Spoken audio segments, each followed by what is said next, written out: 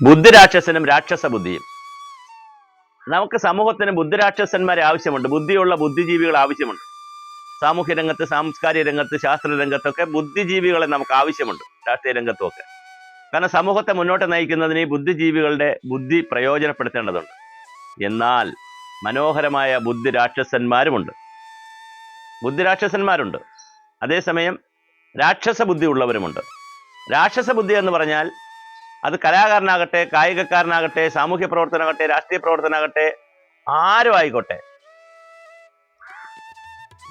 ബുദ്ധിരാക്ഷസൻ എന്നതിന് മാറി രാക്ഷസ ബുദ്ധിയിലേക്ക് പോകുമ്പോൾ എന്ത് ചെയ്തും പണമുണ്ടാക്കുക, പ്രശസ്തി ഉണ്ടാക്കുക. പ്രശസ്തി ഉണ്ടാക്കുന്നതിന് ഏത് തലം വരെ പോകും?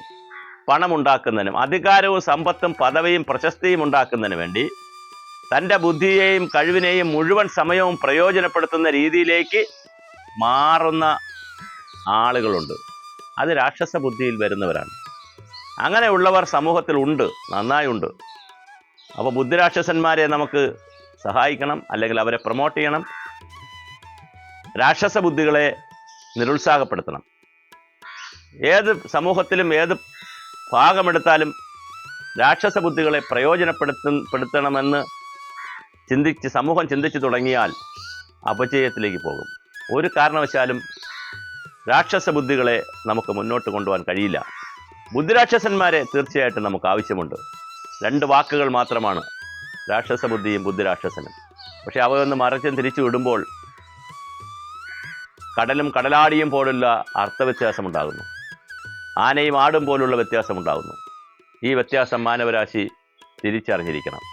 തൻ്റെ സമൂഹത്തെ എഴുത്തിലൂടെ, കലയിലൂടെ, ഭാഷയിലൂടെ, സാഹിത്യത്തിലൂടെ, സിനിമയിലൂടെ, ഓരോ രംഗത്തൂടെ, ഏതെല്ലാം രംഗത്തിൽ കൂടെ പണമുണ്ടാക്കുന്നതിനും പ്രശസ്തി ഉണ്ടാക്കുന്നതിനുമുള്ള വേദിയാക്കി മാറ്റാം എന്ന് ഗവേഷണം നടത്തുന്ന ഒത്തിരി ആളുകളുണ്ട്.